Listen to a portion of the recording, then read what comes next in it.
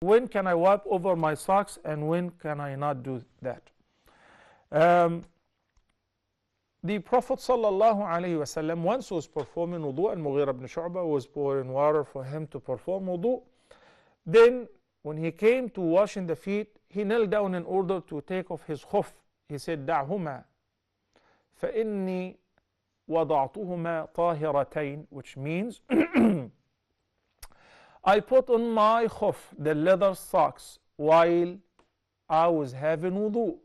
And then he wet his fingers and he wiped with the right hand over the right foot, and with the left hand, those fingers on the left foot, on top, not on the bottom.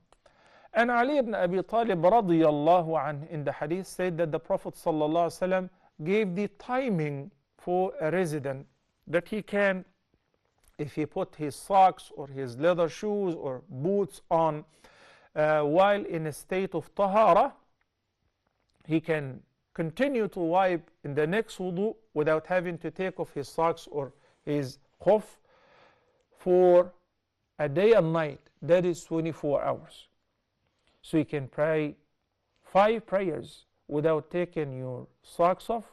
By the way, the ahadith are talking about the khuf, but does this apply to the cotton socks, the fabric socks? Yes, it does, according to the vast majority of the scholars. Even Imam Abu Hanifa, may Allah have mercy on him, who was not in favor of wiping over the fabric socks, in the last few days of his life, he did wipe over his socks, and he took the view of his students who agreed that it is also permissible to wipe over the fabric socks, whether cotton or wool or whatever. So if you're a resident, if you're not traveling, and you've made wudu before Fajr, then you maintain wudu until you are ready to make another wudu for Dhuhr. From the moment you wipe over the socks for the next wudu, you have a day and night.